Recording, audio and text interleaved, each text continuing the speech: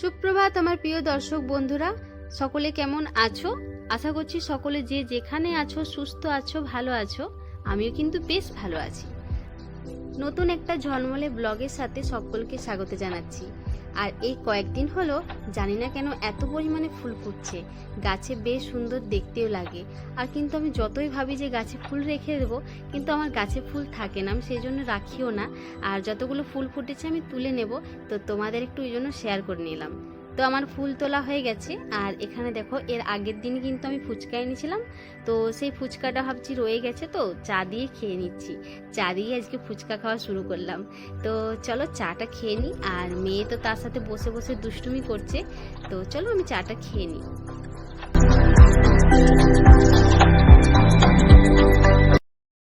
আমি বের করেছি তোমার জন্য বসার জন্য, তুমি বসবে বলে আমি বের করেছি জামাগুলো। হ্যাঁ, তো আমি বিছানা টিছানা সব কিছু বাগাচ্ছিলাম, তো এই যে মানে জামা কাপড় রাখে সেই ঝাঁকাটাও আমি বাগাচ্ছিলাম। তো দেখে নিয়েছে, ওর আন্টির বাড়ি থেকে চলে এসছে, ও বলছে যে আমি ওটাতে বসবো। সব জামা কাপড় যতগুলো আমি গুছিয়ে রেখেছিলাম সব বের করে ব্যাস বসে পড়েছে। মাম্মা আমার কাজে দেরি হচ্ছে, দেখো কটা বাজে, 8:30 বাজতে গেল। বাজি তুমি ওঠো মাম্মা, আমার এখন ঘরে কাজ হয়নি বেটা। আমি ওইগুলো রাখি, তুমি বেরিয়ে এসো মাম্মা, এসো এসো মাম্মা। না না না তুমি এসো, গুড গার্ল না তুমি। হ্যাঁ চলে এসো। তো মুড়ি খাবো, তো তার জন্য মটর কলাই আলু সেদ্ধ করে নিয়েছি, ঘুগনি বানাবো। তো এটা সেদ্ধ হয়ে গেছে, মশলাটাও কষতে দিয়েছি। এই যে মশলা আমার হয়ে গেছে প্রায় কষানো। মানে মেয়ের জন্য সুজিটা ঠান্ডা করতে দিয়েছি, পাখাটা চালিয়ে সুজিটা হয়ে গেছে মেয়েকে খাওয়াবো।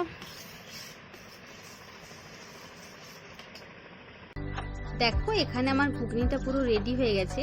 আর এর আগে আমি কিন্তু বরমাসাইকে খেতে দিয়ে দিয়েছি, তো তোমাদের ভাবলাম একটু দেখিয়ে দিই। আর মেয়ে যেহেতু বাড়িতে ছিল না, ওকে নিয়ে আসলাম ওর আন্টির বাড়ি থেকে।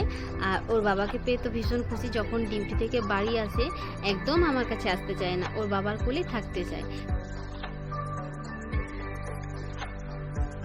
তো মেয়েকে যেহেতু ওর বাবা নিয়েছিল, বাইরে দিকে আছে মেয়ে। আর এখানে দেখো আমার কিন্তু পুজো হয়ে গেছে, পুজো দিয়েছি। মেয়েকে যেহেতু সকাল সকাল আমি সুজি খাইয়েছিলাম, তো এখন আমি ফল খাইয়ে দেব। ফলের সঙ্গে আমি কিন্তু বাদাম দিই। আর কলা পাকাটা যেহেতু আজকে নেই, যেদিনে থাকে আমি কলা পাকা আর আপেল দুটোতেই একসাথে গ্রাইন্ডিং করে তারপর আমি খাওয়াই। আর বাইরে এখন মেয়ে খুব ঘুরতে শিখেছে, তো একদমই বাড়ির ভেতরে খেতে চায় না।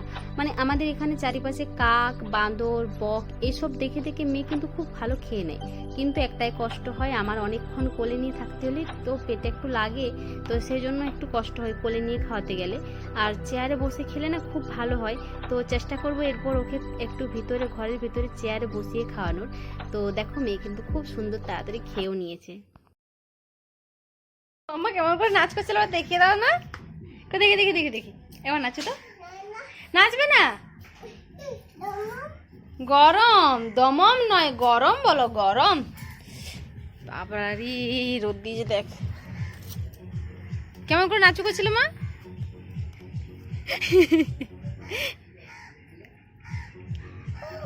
গরম, হ্যাঁ কি রোদ দিয়েছে বাপরে। তো আমাদের বাইরে আর কি একজনকার বাড়িতে বিয়ে বাড়ি আছে, তো ওটা গান বাজছে, মেয়ে নাচ করছে। বিয়ে বাড়িতে আমরাও যাবো, দুপুরবেলায় নিমন্ত্রণ আছে। বন্ধ হয়ে গেছে গানটা, হ্যাঁ আরও চলছে।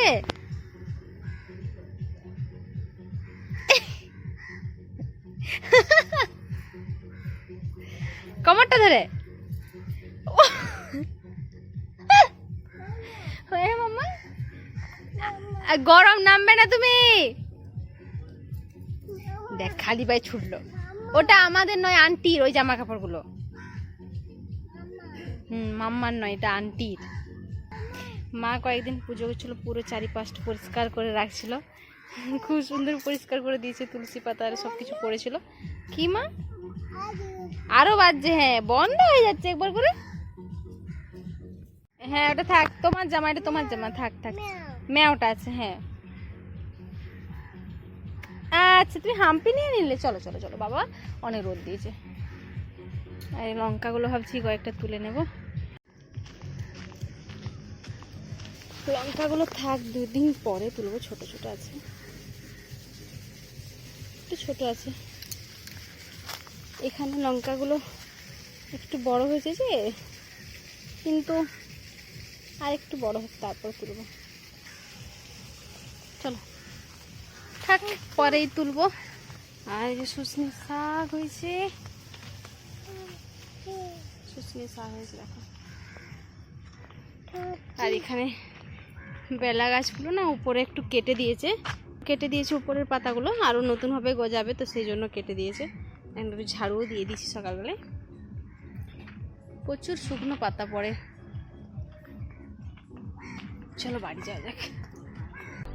আজকে আর মেয়েকে খিচুড়ি বা ডালিয়া কিছুই দিইনি।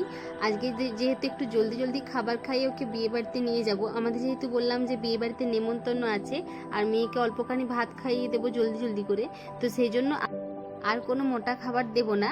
তো সেই জন্য এখন আঙুরের রস বের করে এখন অল্পখানি ওকে খাইয়ে দেব। আর ও আঙুর খেতে কিন্তু ভীষণ ভালোবাসে, অতটা খেতে ভালো পারে না, তো সেই জন্য আমি ভাবলাম যে একটু রসটা বের করে ওকে খাইয়ে দেবো, তাহলে বেশ ভালোভাবে ওর পেটে যাবে।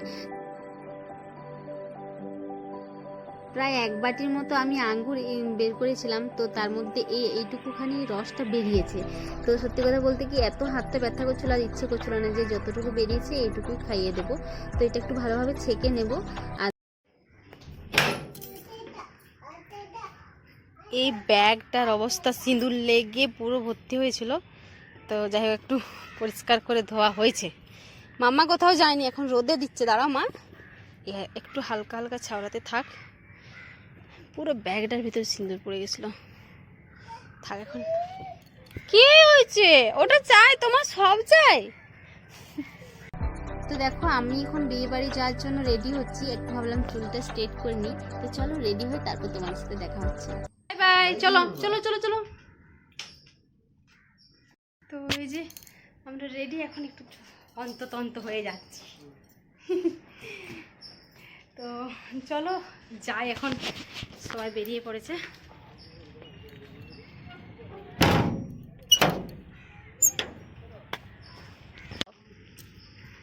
বিছানা আছে, এইগুলো হচ্ছে যে আমার আন্টি বলে, কিন্তু আমার হচ্ছে বোনের মতো।